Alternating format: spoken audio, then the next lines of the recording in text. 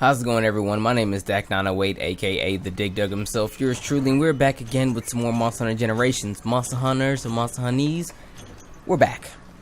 That's what the intro was. Anyway, we're fighting the Cephadrome today. The Cephadrome is another monster who has frequented the Monster Hunter universe for quite some time. He's been in the game since the very beginning, and if I'm not mistaken, the only generation which he skipped over was the third, once more. Granted, he did have his cousin, the Plesioth, whom of which was also in 3 Ultimate.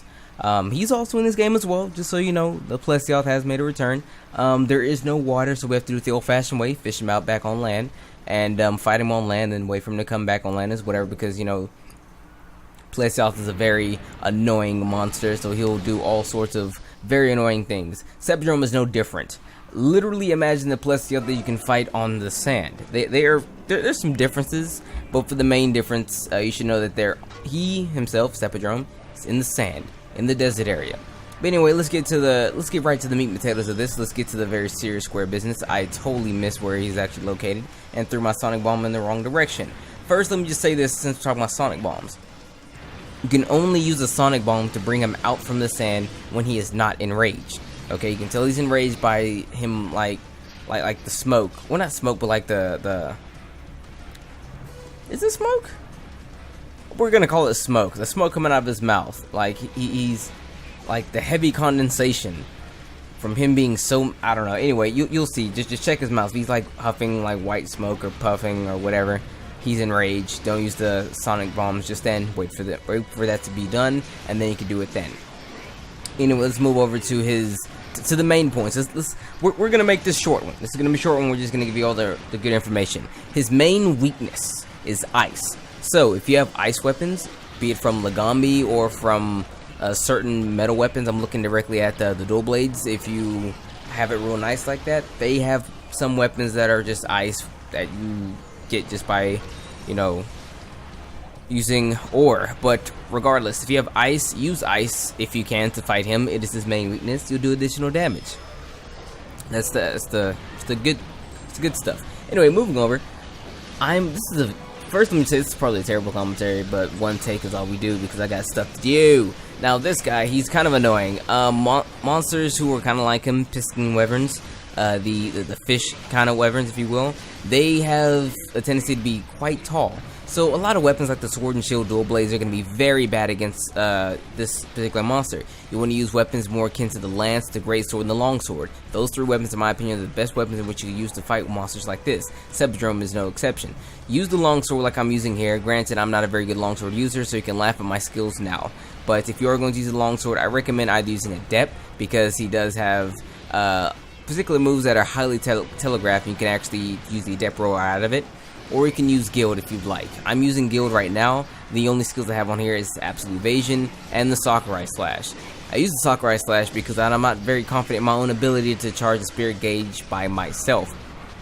If you're using the longsword, you're going to want to use the Spirit Gauge to your advantage and build up as quick as you can to get that extra damage boost to do quite a bit of damage to him. Because he likes to sit in the sand, it's kind of hard for you to get him out of the sand.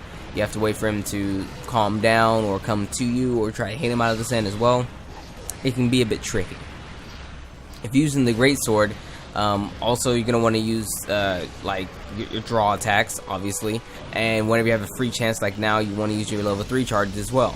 So just take advantage of some of the opportunities he gives you. If you're going to use something like a lance or whatever, you know what to do. Poke upwards and you're good to go. I wouldn't necessarily recommend the gun lance for this, but I would totally recommend the standard lance because you're able to poke straight upwards better than you would the gun lance. Now, of course, I'm going to be biased about my gun lance styles. Excuse me, not my gun lance, but my lancing styles. My lancing styles, I recommend just using Striker. It's the only good style. Okay, sure, some people say you can get really good with, you know, Adept and whatever, but I mean, just use Striker. There's nothing wrong with it. It's the perfect style ever. I don't know why they changed it up so much for the other ones to make it so bad. For the greatsword, you can choose any style in which you would like to use. Aerial would be very useful in this one as well because you have the ability to, you know, level 3 charge from when you're in the air. And he kind of stands up kind of high, so you're not going to miss him when you do use aerial. And this could apply to pretty much anything. You can use aerial longsword as well. Since he is a very tall monster, your odds of you actually hitting him with your aerial attacks is going to be very high. So that's my piece on that. Use aerial if you would like. It's a really good hunting style. Long sword, great sword, and lance would probably be 3 best weapons. Ice is his main weakness, and his armor isn't too bad. So if you really want to make his armor, it's not that bad. Has pretty good defense on it, but he's a very annoying monster to fight. So if you can just stick with all his annoyances, then you should be relatively okay with it. Also, I recommend fighting his little minions as well, because his minions, they also give off, I think, Cephadrome fin, I believe, and you're gonna need that to get his armor. It's a lot harder to come off of him per se, but it's a lot easier to coming off of his little minions. So if you want to do those things, there you have it.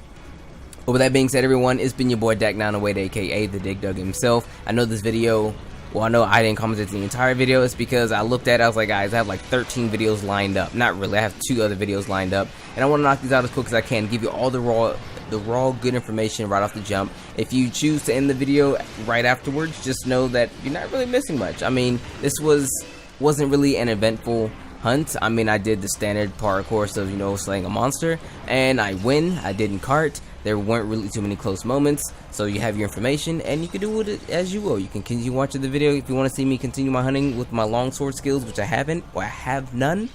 You can do that. If not, you can, you know, check the next video. But regardless, everyone, thanks so much for watching. I greatly appreciate it. It's been your boy Dak908, aka the Dig Dug himself. If you like the video content you're seeing before you, and you like the form in which I'm doing it, let me know so, because I still have plans on upping production value once things cool down a bit from the generation launch. Once that is a thing to be had, we will have better, higher quality videos.